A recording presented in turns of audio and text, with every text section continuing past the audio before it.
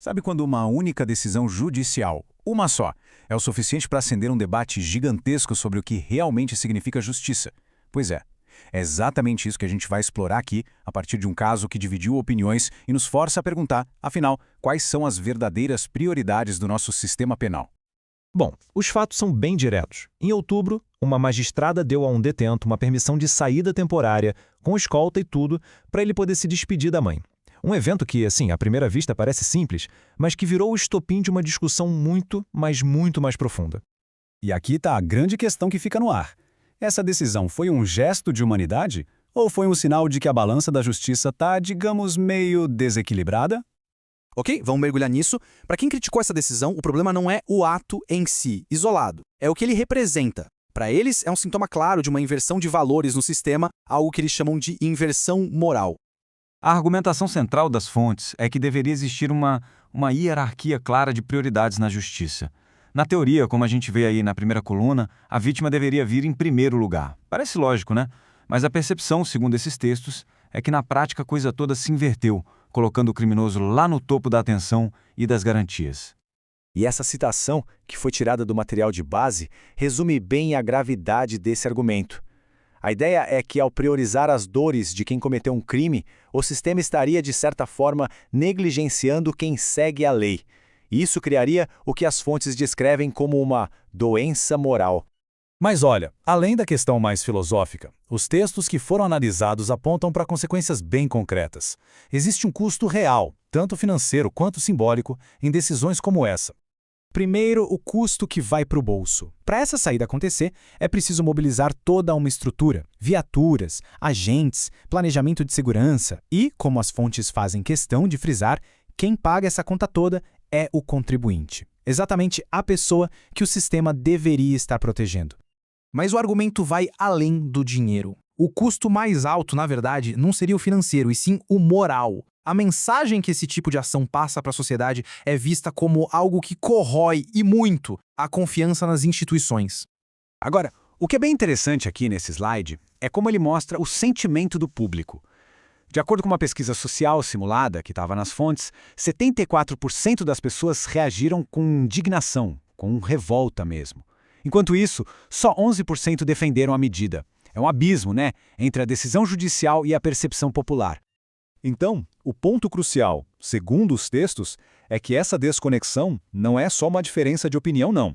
Ela acaba enfraquecendo a autoridade moral do Estado e faz com que a população perca a fé de que o sistema consegue aplicar uma justiça que seja de fato equilibrada. A análise vai ainda mais fundo e começa a questionar a própria linguagem usada para justificar a decisão. O debate aqui é se a gente está falando de um humanismo de verdade, genuíno, ou de algo que as fontes chamam de empatia seletiva. Para articular essa crítica, as fontes usam esse termo, falso humanismo. A definição é bem clara. É uma compaixão que se volta para quem cometeu o crime, mas que parece não ter a mesma sensibilidade com as vítimas que sofreram as consequências desse mesmo crime.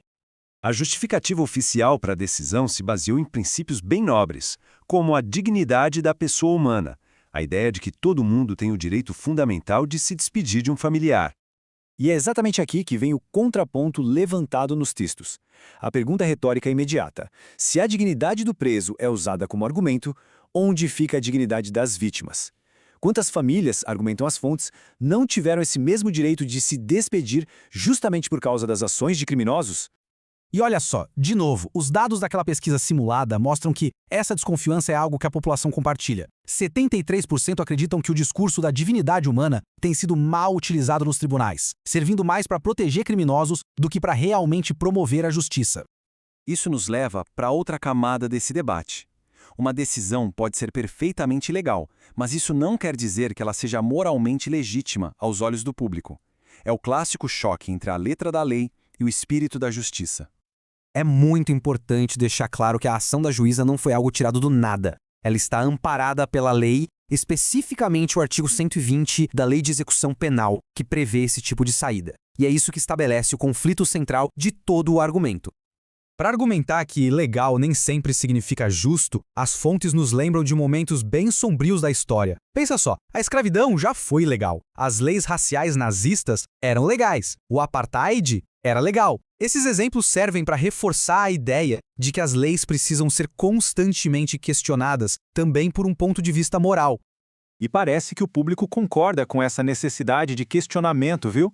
71% dos entrevistados na pesquisa citada acreditam que a população deveria participar mais ativamente da revisão das leis penais, para que elas reflitam melhor o senso de justiça da sociedade. E assim a gente chega na conclusão da análise, que consolida a mensagem central e bem inflexível apresentada em todo o material, a necessidade de redefinir as prioridades da justiça. Então, o ponto crucial, segundo as fontes, é que a justiça não pode ser guiada pela emoção do momento.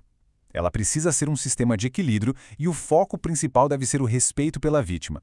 A punição, dentro dessa visão, não é só uma formalidade, mas uma consequência real, com peso e com significado. E a análise termina com esta declaração que é bem definitiva e encapsula toda a tese. A questão que fica no ar não é se um preso tem ou não direitos, mas se uma pergunta sobre hierarquia.